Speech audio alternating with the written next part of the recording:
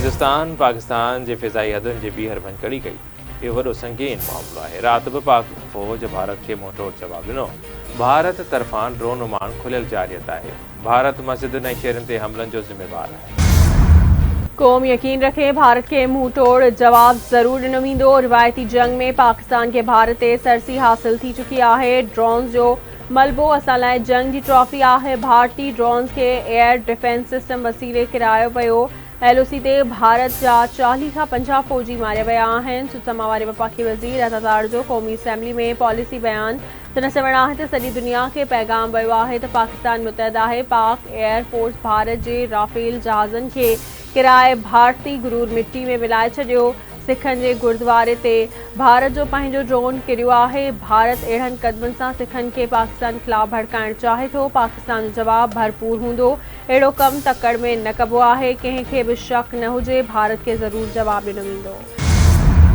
पाक फ़ौज भारत खे अगराई जो मुंहंतोड़ जवाबु ॾिनो आहे। पाकिस्तान तरफ़ां 5 जहाज़ किराइणु भारत जे मुंहं ते चमाट आहे। क़ौम खे पंहिंजे बहादुर फ़ौज ते फ़ख्रु आहे। सिंध सीनियर वज़ीर शहर जिलेना मेमण जी कराची में प्रेस कॉन्फ्रेंस में चवण है मौजूदा सूरत हाल में समूरी सियासी ऐं अस्करी क़यादत मुतहद आहे।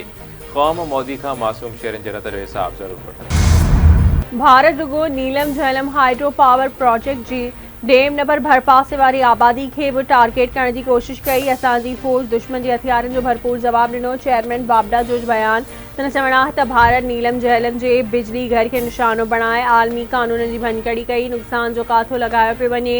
टेक्निकल माहिर उन ते कमु करे रहिया आहिनि। नीलम झेलम में पाणी जो तमामु वॾो ज़ख़ीरो मौजूदु आहे। भारत जी कोशिश हुई त नीलम झेलम जे स्ट्रक्चर खे नुक़सान पहुचायो वञे। बचाव वारे वज़ीर ख़्वाजा आसिफ भारत सां मुकमल जंग जो ख़दशो ज़ाहिर करे छॾियो। हिक इंटरव्यू में ख़्वाजा आसिफ चवे थो पाकिस्तान छिकताण वधाइण नथो चाहे पर सूरत हाल वधीक संगीन बणाई पई वञे। इन में को शक न आहे त पाकिस्तान हिकु मुकमल जंग लाइ भरपूर तरीक़े सां तयारु आहे। पाक भारत छिकताण हिकु मुकमल जंग जी शक्ल अख़्तियार करे सघे थी। भारत आलमी सरहद जी भञकड़ी करे सूरत हाल वधीक संगीन बणाई ऐं दिल्ली सरकार लगातार छिकताण वधाए रही आहे। भारत पाकिस्तान में आम शहरनि ऐं मासूम ॿारनि खे निशानो बणाए रहियो आहे। हिते भारत ई जज जीबरे ऐं जलाद बणियो वेठो आहे। आलमी कानूननि तहत पाकिस्तान खे भारतीय जहाज़ जो जवाबु ॾियण जो पूरो हक़ हासिल आहे। PP चेयरमैन बिलावल भुट्टो ज़रदारी जो तुर्क ऐं अरब मीडिया खे इंटरव्यू में चवणु आहे त भारत खे उन्हनि क़दमनि लाइ जवाबु ॾे करार ॾियणु घुरिजे त जीअं भारत होश खां कमु वठे। अणधुरी जाच सां असां कहिड़ो मैकेनिज़म जोड़णु चाहियूं था जंहिं सां मुस्तक़बिल में अहिड़नि दहशतगर्दनि हमलनि खे रोके सघिजे। भारत पाकिस्तान जी ख़ुदमुख्तियारी ख़िलाफ़ चिड़ ॾियारींदड़ क़दम खयां आहिनि। भारत पाकिस्तान शहरनि जे क़त्लेआम खे लिकाइण लाइ दहशतगर्द कैंपुनि जो कूड़ ॻाल्हाए रहियो आहे। जेकॾहिं पाकिस्तान में दहशतगर्द कैंप्स आहिनि त भारत आलमी जाच वारी पाकिस्तानी मुतालबे खे रद्द छो कयो। पाक भारत छिकताण में आज़रबाईजान बि पाकिस्तान जी मुकमल हिमायत कंदे भरपूर साथ जो ऐलान करे छॾियो। आज़रबाईजान जी हुकूमत पारां वज़ीर आज़म शहबाज शरीफ़ खे ख़त। पाक भारत छिकताण ते ॻणिती रिज़ा। पाकिस्तान में मुक़ररु आज़रबाईजान जे सफ़ीर पाकिस्तानी हुकूमत लाइ ख़ासि पैगाम ॾिनो जंहिंसां आज़रबाईजान पाकिस्तानी हुकूमत सां भारतीय फ़ौज जी कार्रवाई जी मज़म्मत कई। भारतीय गुरूर मिट्टी में मिलाइण ते पाकिस्तानी अवाम पारां बहादुर पाक फ़ौज जी ख़राज तहसीन पेश जो सिलसिलो जारी।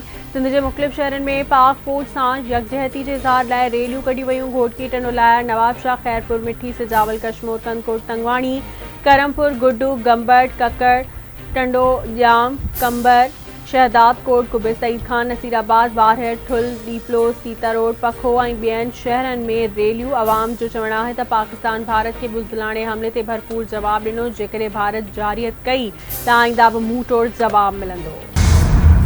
मिठी में दलित बिरादरी जे सर ते पाक फ़ौज जे हक़ में रैली। मोदी सरकार ख़िलाफ़ नारा। सादिक फ़कीर चौक खां कश्मीर चौक ताईं निकितल रैली में वॾे अंग में मर्द तोड़े औरतुनि शिरकत कई। मोदी जे पुतले खे जूतनि जा हार पाराए शहर मां घुमायो। थरपाकर ऐं उमरकोट ज़िलनि जे मुख़्तलिफ़ इलाइक़नि में बरसाति। मिठी इस्लामकोट चिल्हार छाछरी समेत ॿियनि इलाइक़नि में बरसाति खां पोइ गर्मी जो ज़ोर टुटी पियो। नबीसर रोड नबीसर थर टाठी ऐं कुंडरी समेत भरपासे वारनि इलाइक़नि में बि बरसाति खां पोइ मौसम ख़ुशगवार थी वई। जाम शोरे भरिसां इंडस हाईवे तां शाइर अब्दुल ख़ालिक चांडियो जो लाशत खेसि तशदुद ऐं घुटारी क़त्ल करण जो इंकिशाफ। मक़तूल जे सोठ ॿुधायो त शाइर ख़ालिक चांडियो फ़नकार महबूब मीरजद वटि जामशोर में महिमान तौर तरसियल हो जितां हू गुम थी वियो। अॼु संदसि तशदुद ते लाश मिलियो। पुलिस खे अपील आहे त वाक़े जी शफ़ाफ़ जांच कराए कातिलनि खे गिरफ़्तार कयो वञे।